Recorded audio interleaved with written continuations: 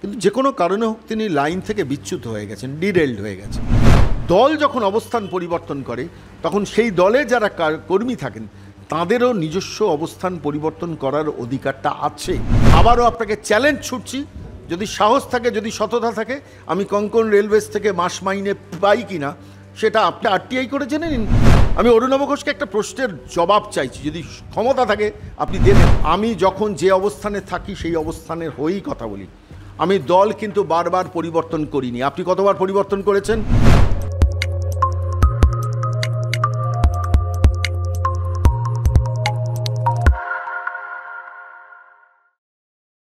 দেখছেন the independent Bengal.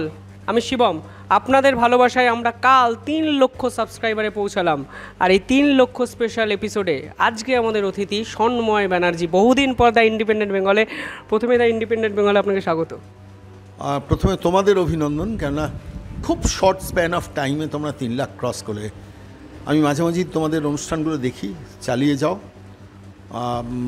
মূল কথা হচ্ছে বাংলা সাংবাদিকতার ধরনটাকে ডিজিটাল মিডিয়া যে পরিবর্তন করে দিচ্ছে, তার মধ্যে তুমিও অবশ্যই একজন খুব ইম্পর্ট্যান্ট শরিক।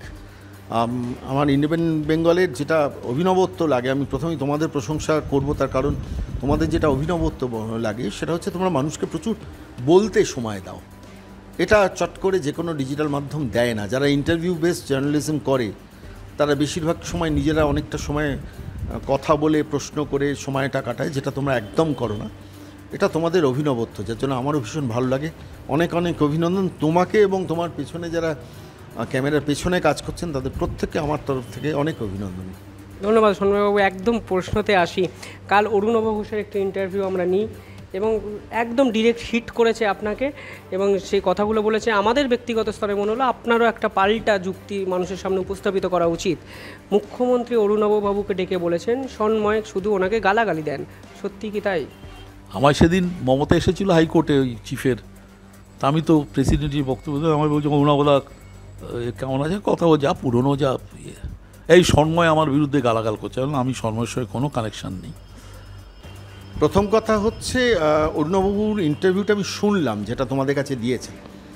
আমার কাছে খুব শ্রদ্ধেয় মানুষ, তার কারণ দীর্ঘদিন ধরে পরিবর্তনের সরকার আনার পেছনে যারা কারিগর ছিলেন ইলেকট্রনিক্স মাধ্যমে বিশেষ করে, তার মধ্যে অরুণাভ ঘোষ একজন। কিছুটা আইন জানা মানুষ, পুরোটা নয়, কিন্তু যতটুকু আইন জানেন তার থেকে বেশি সুন্দর ব্যাখ্যা করতেন। আমি ওর ভক্তও ছিলাম, আজও আমি ওর ভক্ত আছি। কিন্তু যে কোনো কারণে হোক তিনি লাইন থেকে বিচ্যুত হয়ে গেছেন, ডিরেলড হয়ে গেছেন। কী কারণে হয়েছেন আমি সেই ব্যাখ্যায় যাচ্ছি না, আমি কাউকে অসম্মান করতে চাই না। অরুণবাবুর ইন্টারভিউটা অনেকগুলো প্রশ্ন উনি তুলেছেন, তার একটা পার্ট আমি এক একটা করে আমি ছোট্ট ছোট্ট করে ব্যাখ্যা করব। প্রথমত উনি বলেছেন যে আমি কংগ্রেস থেকে, মধ্যেই বলেছেন যে আমি কংগ্রেস থেকে বিজেপিতে কেন গেলাম, এই প্রশ্নটা করেছেন। আমি সন্ময় তো কংগ্রেস করতো, সে লোকটা বিজেপি করলো কী করে ভাই? এসব বললে ভাই তোমার রোজগারটা কিসে? আমি তো এখন সোজা বলি ভাই তোমার রোজগারটা কিসের আগে বল। ওকে বলছি না, সবাইকে বলি। বড় বড় কথা বলছি, এই কী রোজগার করিস সে কোথার থেকে পাস? যখন জানি তোমাদের সাংবাদিক সে বলে দিল আমি নাকি রাজ্যসভার মেম্বার হব। তো আমি তো জানি কোথা থেকে এদের টাকাগুলো আসে, কিছুই করে না। বিজেপি লিডার আমি নাম বলছি না, সেটা টাকা দেয় 10,000 20,000 টাকা করে দেয়, সে মাস চলে। আমি অরুণবাবুকে পাল্টা প্রশ্ন করব। অরুণাভ ঘোষ তো এখনও কংগ্রেসটা করেন। আচ্ছা, অরুণবাবুর স্ট্যান্ড পয়েন্টটা সিপিএম সম্বন্ধে কী? 2011-এ সিপিএম বিরোধিতা, পরিবর্তনের সরকার আনার কারিগর। পরবর্তীকালে 2014-তে আমার যতদূর মনে পড়ে যে 2014-তে এককভাবে লড়াই করেছিল কংগ্রেস, সিপিএমের হাত ছাড়া। 2016-তে কংগ্রেস আবার সিপিএমের হাত ধরেছিল। 2019 সালে লোকসভা নির্বাচনে সেখানে আবার কংগ্রেস সিপিএমের হাত ছাড়া এককভাবে লড়াই করেছিল। 2021-এ আবার সিপিএমের হাত ধরে লড়াই করেছেন। তারপর থেকে একসঙ্গে তাদের যৌথ সংগ্রাম দেখা যায় না। এখনও এবারের পঞ্চায়েত নির্বাচনে দেখলাম না যে কংগ্রেস সিপিএম অফিসিয়ালি কোনো জোট ঘোষণা হলো। আচ্ছা, একটা দল যেটা অরুণবাবু করেন, আমিও যেটা একসময় করতাম, শতবর্ষ প্রাচীন, 10 বছর বা 12 বছরের স্প্যানে 5 বার তার অবস্থান বদল করে। এখন সিপিএম খারাপ, এখন সিপিএম ভালো, এখন সিপিএম খারাপ, এখন সিপিএম ভালো। একটা দল একবার খারাপ হতে পারে, দুবার খারাপ হতে পারে, 3 বার 4 বার 5 বার তার সম্বন্ধে অবস্থান পরিবর্তন করবেন কেন? আমি এই প্রশ্নটা মৌলিক প্রশ্ন তুলছি, বাংলার মানুষের কাছে করছি তোমাদের চ্যানেলের মাধ্যমে। অরুণব ঘোষ যে দলটা করেন, যে দলটা আমি করতাম, সেই দলটা তার অবস্থান 5বার চেঞ্জ করেছে। 2011, 2014 লোকসভা, 2016 বিধানসভা, 2019 লোকসভা, 2021 বিধানসভা, আবার 2023 পঞ্চায়েত নির্বাচন। কখনও সিপিএমের হাত ধরেছে, কখনও সিপিএম হাত ছেড়ে দিয়েছে। অর্থাৎ এখন সিপিএম ভালো, তখন সিপিএম খারাপ। 34 বছরের অত্যাচার তারা করেছে। একটা দল যদি তার অবস্থান পরিবর্তন করেন, একজন ব্যক্তি সন্ময় বন্দ্যোপাধ্যায় একটা দলের প্রতি ফ্রাস্ট্রেটেড হয়ে যদি সেই দল থেকে বেরিয়ে আসে, তাহলে সেটা অপরাধ। অরুণবাবু, উত্তর আছে আপনার কাছে, আমি জানি না আপনি উত্তর দিতে পারবেন কিনা। একটা দল তো 5বার, আপনি যে দলটা করেন কংগ্রেস, 5বার তার অবস্থান পরিবর্তন করেছেন। তো তার আপনার দল অবস্থান পরিবর্তন করতে পারেন, আর সেই দলের কাজকর্ম পছন্দ না হলে যদি দলটা থেকে কেউ বেরিয়ে আসে, তখন আপনি প্রশ্ন করেন। আপনার প্রশ্ন করার অধিকার আছে, আমি অস্বীকার করছি না, কিন্তু আমার আপনার কাছে উত্তর চাওয়ার অধিকারটাও আছে। দল যখন অবস্থান পরিবর্তন করে, তখন সেই দলে যারা কর্মী থাকেন তাদেরও নিজস্ব অবস্থান পরিবর্তন করার অধিকারটা আছে। এর উত্তরটা আপনার কাছে নেই। আপনি কংগ্রেসটা মনোযোগ দিয়ে করুন, আপনি করুন না। এখন কংগ্রেসকে বলুন না যে সিপিএমের সঙ্গে পার্মানেন্টলি হাত ধরতে, একটা 30 বছরের চুক্তি করে দিতে, যে আমরা যাই হোক না কেন হাত ধরবো। পারবেন না। তার কারণটা কি? একটা প্রত্যেকটা দলের একটা সিচুয়েশন স্ট্যান্ড চেঞ্জ করে বিভিন্ন সময়। আমার খারাপ কোথায় লেগেছিল, আমি ছোটোবেলা থেকে কংগ্রেস করতাম, দীর্ঘদিন ধরে কংগ্রেস করতাম, একটা জাতীয়তাবাদী শক্তির দলটা করতাম। নীতি আদর্শের কথা যারা বড় বলে, কোন দলটা নীতি আদর্শ অক্ষরে অক্ষরে মেনে চলে বলো তো? মুসলিম লীগের মতো দলকে এখন ধর্মনিরপেক্ষ দল বলছেন রাহুল গান্ধী। আমাকে মানতে হবে, আমি যদি কংগ্রেস করতাম আমাকে তো মানতে হতো সেটা। হ্যাঁ, সাম্প্রদায়িক দল বিজেপি, কিন্তু মুসলিম লীগ ধর্মনিরপেক্ষ দল, কে বলছেন? রাহুল গান্ধী। মানতে হবে আমাকে। একটি পরিবার ভিত্তিক দল দীর্ঘদিন ধরে অপছন্দ করতাম, যে ঠিক আছে, ইন্দিরা গান্ধী একটা শাসন ব্যবস্থা দিয়েছিলেন, রাজীব গান্ধীও একটা অনেস্টি নিয়ে একটা লড়াই করার চেষ্টা করেছিলেন। তারপর হোয়াট টেক্সট? সোনিয়া গান্ধী প্রধানমন্ত্রীত্বের পদ ছেড়েছিলেন, ভালো লেগেছিল, কিন্তু তারপর গান্ধী পরিবারের বাইরে কংগ্রেস বেরোতে পারছে না, এখনও ওই গান্ধী পরিবার। এরপর গান্ধী পরিবারের প্রেসিডেন্ট হবেন রবার্ট ভাড্রা, তারপর রবার্ট ভাড্রার ছেলে, তারপর তার নাতি। এটা দেখতে হবে বসে বসে, আমাকে মানতে হবে। আমি সমর্থন না করলে, আমি যদি দল থেকে বেরিয়ে আসি, তাহলেই আমি খারাপ। অরুণবাবু, আমার কেন কংগ্রেস থেকে আমি বিজেপিতে এসেছি সেই প্রশ্ন করছেন, ঠিক, কিন্তু আবার এটাও তো প্রশ্ন যে কংগ্রেস দল তার অবস্থান পরিবর্তন করে কেন? দল যদি অবস্থান পরিবর্তন করতে পারে, দলের কর্মী তার অবস্থান পরিবর্তন করতে পারে। আমার আরও উত্তর আছে, আমি এই ইন্টারভিউকে দীর্ঘায়িত করবো না, আজকে একটা প্রশ্নের শুধু এই প্রশ্নটার উত্তরটা দিলাম। এবার আসছি অরুণবাবুর দ্বিতীয় আরেকটা কথায়। আমি কোঙ্কণ রেলওয়েজ থেকে পেড, সেই জন্য আমি নাকি বিজেপির হয়ে কথা বলি। আর সন্ময় কি করে? ও তো রিপোর্টিংয়ে ছিল না আনন্দবাজারের, এমনি ক্ল্যারিক্যাল সেকশনে ছিল, ভালো লোক, কিন্তু দেখতে হবে তার প্রফেশনটা কি। সে পয়সা পায় কোন রেলওয়েজের থেকে, বিজেপি বলে, তাকে বলতেই হবে তোমার বিরুদ্ধে, তাকে ওকে দোষ দিও না, বলতেই হবে, কারণ he is paid for that. এই আর কি। অরুণবাবু, এত সস্তা আপনি মনে করবেন না। আসলে আপনি চিন্তা করেন কি জানেন তো, আপনি তো আপনার মক্কেলের হয়ে লড়েন। এখন আপনাকে যদি কোর্টের বাইরে, কোর্টরুমের বাইরে এসে আপনাকে প্রশ্ন করি, আচ্ছা আপনি এই যে মক্কেল অন্যায় করেছে তার হয়ে লড়ছেন কেন? আপনি কি বলবেন? ও আমার ক্লায়েন্ট। কেন? আপনি তার কাছ থেকে পয়সা পান, সেই জন্য আপনি কেসটা গিয়ে ভেতরে গিয়ে লড়ছেন। আপনি জানেন যে আপনার মক্কেল, আপনি তো এমন অনেক মক্কেলের হয়ে লড়াই করেন যে মক্কেল অন্যায় করছেন, সেই মক্কেলের হয়ে আপনি ব্যাটিং করেন কোর্টের রুমের মধ্যে। সেটা আপনার প্রফেশন, যে সে অন্যায় করলেও তাকে ডিফেন্স করাটা আপনার কোর্ট লয়ার হিসেবে আপনার profession. You are being paid. আসলে সেই অ্যাঙ্গেল থেকে আপনি ব্যক্তি সন্ময়কে বিচার করতে শুরু করলেন। এটাই আমার দুঃখের এবং খারাপও লাগছে যে অরুণবাবু, আপনাকে এতটাই শ্রদ্ধা এখনও করি যে আজকে আপনার মুখ থেকে এই ধরনের, সরি টু সে, অর্বাচীনের মতো যুক্তি শুনতে খারাপ লাগছে। আপনি অনেক দিন আগে বলেছিলেন আমি কোঙ্কণ রেলওয়েজ থেকে পয়সা পাই, বলেছিলেন না? আপনাকে আমি সরাসরি চ্যালেঞ্জ করেছিলাম, আপনি আমাকে টেলিফোন করেছিলেন একটা ব্যাপারে, আমি সেখানেও বলেছিলাম, পরবর্তীকালে একটি ভিডিওতেও বলেছিলাম, অরুণবাবু আমি যদি মাস মাইনে পাই কোঙ্কণ রেলওয়েজ থেকে, আপনার তো অনেক ক্ষমতা আছে, আপনি একটু জেনে নিন রেলওয়ে বোর্ডের কাছ থেকে যে ইন্ডিপেন্ডেন্ট আর নন অফিসিয়াল ডিরেক্টররা মাস মাইনে পান কি না। ইন্ডিপেন্ডেন্ট, নন অফিসিয়াল, মনে রাখবেন টেকনিক্যাল টার্ম, আপনি আইনের লোক, একটু জেনে নেবেন যদি নন অফিসিয়াল শব্দবন্ধটার মানে কি। অর্থাৎ নন অফিসিয়াল, আমি অ্যাক্টিং নই, আমি কার্যকরী নই, নন অফিসিয়াল, ইন্ডিপেন্ডেন্ট নন অফিসিয়াল ডিরেক্টর, এই পদমর্যাদায় রেলওয়ে বোর্ডের কাছ থেকে আপনি আরটিআই করে জেনে নিতে পারেন আমরা মাস মাইনে পাই কিনা। আমি আপনাকে সরাসরি চ্যালেঞ্জটা ছুড়েছিলাম অরুণব ঘোষ, যে আপনি যদি প্রমাণ করতে পারেন আমি মাস মাইনে পাই, যে টাকা আমি পেয়েছি সেই টাকা আমি আপনার অ্যাকাউন্টে দিয়ে দেবো, আপনার কংগ্রেস দলের কাজে লাগাবেন, সোশ্যাল ওয়ার্কের কাজে লাগাবেন। আপনি সেই ইন্টারভিউ কোনো উত্তর আজ পর্যন্ত দেননি। আপনি সর্বৈব মিথ্যা কথা বলছেন। আমি দায়িত্ব নিচ্ছি, আমি আবারও আপনাকে চ্যালেঞ্জ ছুটছি, যদি সাহস থাকে, যদি সততা থাকে, আমি কঙ্কন রেলওয়েজ থেকে মাস মাইনে পাই কি না সেটা আপনি একটা আরটিআই করে জেনে নিন। You have the right to do so. হ্যাঁ, আমি যেটা পাই সেটা হচ্ছে আমি মিটিং অ্যাটেন্ড করলে একটা অত্যন্ত সামান্য অ্যালাওয়েন্স পাই। যে কোনো মিটিংয়ে যে কেউ অ্যাটেন্ড করলে সেই মিটিংয়ে যেমন অ্যালাউন্স পাওয়া যায়, এসব ক্ষেত্রে আমি একটা নন অফিসিয়াল ডিরেক্টর হিসেবে কোনো যদি মিটিং অ্যাটেন্ড করি, সেই মিটিংয়ের জন্য একটা সামান্য, খুব অত্যন্ত যৎসামান্য, শুনলে আপনিও হাসবেন, সেই অ্যালাউন্সটা পাই। এবং আপনি যে কথাটা বাজারে ছড়িয়েছিলেন, এখন এবারে বললেন না যে 2 লাখ টাকা মাস মাইনে পায় শর্মা, এর আগে বলেছেন, এখন শিবমকে বলেছেন he is being paid by Konkan railways, তাই আমি বিজেপির হয়ে কথা বলি। অরুণবাবু, আপনাকে শ্রদ্ধা নিয়ে বলছি, যদি আপনাকে আমি আরেকবার চ্যালেঞ্জটা ছুড়লাম, আপনি যদি এটা প্রমাণ করতে পারেন আমি যে মাস মাইনে 2 লাখ হোক, 3 লাখ হোক, 5 লাখ হোক, সব টাকা আমি অফিসিয়ালি সবার সামনে ডিক্লেয়ার করে চেক কেটে আপনার বাড়িতে গিয়ে শিবমকে সাক্ষী রেখে দিয়ে আসবো, আপনি এই চ্যালেঞ্জটা অ্যাকসেপ্ট করুন। আমার বলছি আমি অ্যালাউন্স পাই, তাও মিটিং অ্যাটেন্ড করলে, মিটিং অ্যাটেন্ড না করলে কোনো অ্যালাউন্স পাই না, সেটাও সামান্য। আমার কাজটা ইন্টারনাল, এক্সটার্নাল নয়, আমার কাজটা টেকনিক্যাল নয়, নন টেকনিক্যাল।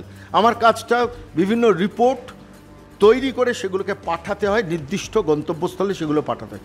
আমি অরুণব ঘোষকে একটা প্রশ্নের জবাব চাইছি, যদি ক্ষমতা থাকে আপনি দেবেন, আপনাকে শ্রদ্ধা নিয়ে বলছি।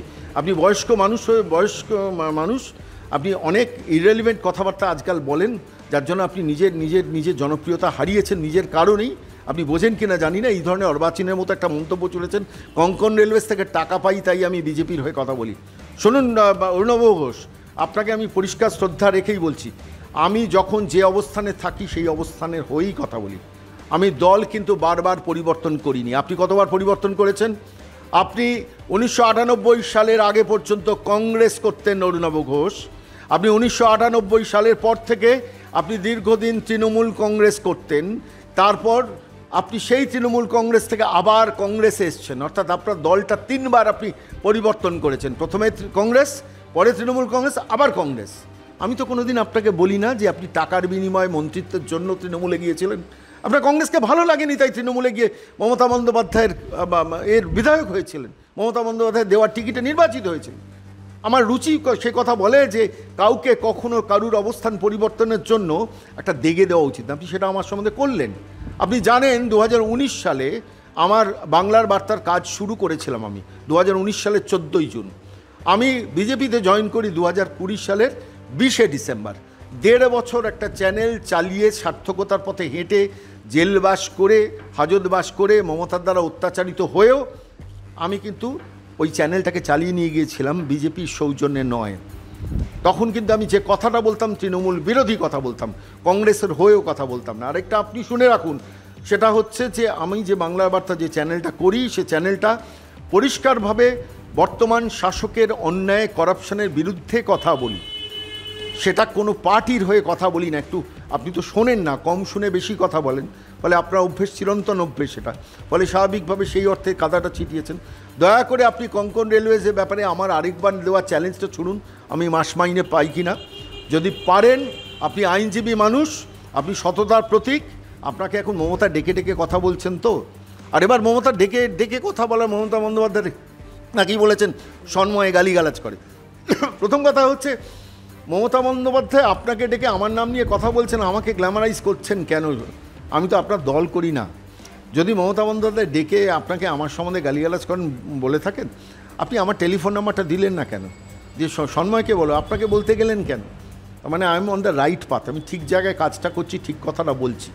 এই রাজ্যে একটা করাপ্টেড সরকার, এই রাজ্যে আপাতমস্তক একটা পরিবারতান্ত্রিক শাসন, কালীঘাটের ব্যানার্জি পরিবার বাংলাকে লুট করছে। এ কথাটা আমি 2019-এর 14 জুন থেকে বলা শুরু করেছি। টিল ডেট এই মাসের জুন মাসে 4 বছর কমপ্লিশনের সময়ও কিন্তু আমি সেই একটা কথাই বলেছি যে একটি পরিবারতান্ত্রিক দল বাংলাকে লুট করছে। আমি বলবো অসুবিধাটা কোথায়? মমতা বন্দ্যোপাধ্যায় এর আগে কৌস্তব রায় কলকাতা টিভির মালিককে দিয়ে আমাকে ডেকে পাঠিয়েছিলেন রাত্রিবেলা 10:30টার পর চায়ের জন্য। শিবম সকালবেলা চা খেতে লোকে নেমন্তন্ন করে, এ রাজ্যের মুখ্যমন্ত্রী আমাকে রাত 10:30টার পর চা খেতে নেমন্তন্ন করেছেন কলকাতা টিভির মালিক কৌস্তব রায়কে দিয়ে। আমি প্রমাণ দিয়ে দেবো, যাত্রু দিয়ে ডেকে পাঠিয়েছিলেন, তাঁরা প্রয়োজন হলে সাক্ষী দেবেন কীভাবে ডেকেছিলেন। আই রিফিউজড, আমি যাইনি। মেরুদণ্ডটা যদি বিক্রি করতাম না, রাজ্যের মুখ্যমন্ত্রীর চা খাওয়ার নেমন্তন্ন বাংলায় রিফিউজ করার মতো লোক এই মুহূর্তে পশ্চিমবঙ্গে খুব কম আছে। আমি তার মধ্যে একজন, আমি গর্ববোধ করি। আমার মনে হয়েছে যে এই দলটাকে সরানো দরকার। হ্যাঁ, আমি বিজেপির ছাতার তলায় আছি, তার জন্য আপনার যন্ত্রণা কেন? আপনারা কংগ্রেস এখন তৃণমূলের সঙ্গে হাত মেলানোর সময়, অরুণবাবু আপনাকে বলছি, আপনার হাত মেলান। ওই পাটনার যে বৈঠক আছে সেইখানে অধীর চৌধুরী এবং মমতা বন্দ্যোপাধ্যায় কিংবা রাহুল গান্ধী মমতা বন্দ্যোপাধ্যায় মুখোমুখি বসে আপ ক্যাসে হু বলুন, অসুবিধা কি? বাংলার মানুষ দেখুক না। বাংলার মানুষের কাছে কংগ্রেসের গ্রহণযোগ্যতা কমার মূল কারণ তৃণমূলের সঙ্গে অ্যাডজাস্টমেন্ট আর আপোষ। আর শুনে রাখুন অরুণবদা, আমি সেই কারণে দলটা ছেড়েছি। আপনাকে রাজ্যের মুখ্যমন্ত্রী মমতা বন্দ্যোপাধ্যায় বলেছেন কিনা জানি না, আমি সেটাকে চ্যালেঞ্জ করতে চাই না, কারণ আপনি বলেছেন যখন আপনার কথা আমি বিশ্বাস করে নিচ্ছি। কিন্তু আমার এটাও আপনাকে বলছি, মমতা বন্দ্যোপাধ্যায়ের বিরুদ্ধে লড়াইয়ের যে মুখটা আপনি ছিলেন, এক সময় আপনি ছিলেন মমতা বন্দ্যোপাধ্যায়ের বিরোধিতা করে লড়াইয়ের মুখ। আপনি একটু ভেবে দেখবেন তো, সেই লড়াইয়ের জায়গা থেকে আপনি কতটা সরে এসছেন। আপনি একটু অরুণবদা ভেবে দেখবেন তো যে কীভাবে রাজাশেখর মান্তার ঘরের বাইরে যে 10, 12, 14 জন অ্যাডভোকেট যারা ওই কোর্ট বয়কট করার জন্য গেট অবরোধ করেছিল, আপনি সম্ভবত কোনো একটা অ্যাসোসিয়েশনের সভাপতি হিসেবে আপনি যে লিস্ট চিফ জাস্টিসের ঘরে জমা দিয়েছিলেন, সেই লিস্টে 90 জন না 100 জনের নাম দিয়েছিলেন, নোয়িং দ্যাট ওয়েল যে আপনার 10, 12, 14 বেশি নয়, সেটা ভিডিওতে দেখা গিয়েছিল। আপনি ইচ্ছাকৃতভাবে 100 জনের নাম দিয়েছিলেন কেন? অর্থাৎ ওই 10, 12, 14 জন বদমাইশকে বাঁচানোর জন্য। এটা তো আপনার এথিক্স, এটা তো আপনার মরালিটি। আপনার কাছ থেকে কী মানুষ এক্সপেক্ট করবেন? আপনি তৃণমূলকে বাঁচানোর জন্য বিভিন্ন কার্যক্রম করেন কায়দা করে করে, নামে কংগ্রেস, কিন্তু ভেতরে কোনো একটা জায়গায় তৃণমূলের সঙ্গে নিপুণ আন্ডারস্ট্যান্ডিংয়ের জায়গা আছে বলে আমার মনে হয়। আমি সেটা নিয়ে কখনো বলবো না যে তার বিনিময়ে আপনি কিছু পেতে চলেছেন, কিন্তু আমি যেটা বলবো, দয়া করে অপরের গায়ে কালিটা ছেটাবেন না। আমার গায়ে কালি ছেটালে অরুণবদা আমি এমন অনেক কথা বলবো যে কথাটা আপনার ভালো লাগবে না। আপনাকে আমি রেসপেক্ট করি, শ্রদ্ধা করি, ওই 2011 পর্যন্ত আপনার অবস্থানের জন্য, একটা পরিবর্তনের সরকার আনার জন্য আপনি অন্যতম কারিগর ছিলেন। কিন্তু সেই অরুণাভ ঘোষ যখন প্রকাশ্যে মিডিয়ার সামনে বসে বলেন যে কঙ্কন রেলওয়েজ থেকে মাসে আমি 2 লাখ টাকা মাইনে পাই, তারপর যখন চ্যালেঞ্জ ছুড়ি তখন সুরসুর করে পালিয়ে যান। আবার শিবমকে বলেছেন যে কঙ্কন রেলওয়েজ থেকে টাকা পাই, সেই জন্য আমি কথা বলি না। বাংলার প্রতারিত মানুষদের হয়ে কথা বলার জন্যই সন্ময় বন্দ্যোপাধ্যায় আছেন। ফুলচাঁদ শেখ কংগ্রেস কর্মী, 30 বছর বয়স, পরিযায়ী শ্রমিক, খড়গ্রামে এসে যখন তার দাদা কংগ্রেস করতে বলে তাকে গুলি করে মেরে দেওয়া হয়, তখন অরুণাভ ঘোষের কণ্ঠে আওয়াজ আসে না। সন্ময় বন্দ্যোপাধ্যায় তার জন্য গতকালও টিভির চ্যানেলে বসে চিৎকার করে প্রতিবাদ করেছে। বুঝতে পারছেন? এখানেই আপনার সঙ্গে আমার তফাৎ। শাসকের অন্যায়ের বিরুদ্ধে কথা বলাটাই আমার কাজ, যেটা আপনারও একটা কাজ ছিল। কিন্তু আপনি যে কোনো কারণেই হোক ডিভিয়েট করেছেন, যে কারণেই ডিভিয়েট করুন না কেন, তার জন্য আপনার ব্যাপারে ওই কঙ্কন রেলওয়েজে যে মিথ্যাচারিতা আপনি করেছেন, সেই কঙ্কন রেলওয়েজ নিয়ে মিথ্যাচারিতা আমি অন্তত করব না। এখানেই আপনার সঙ্গে আমার রুচির তফাৎ।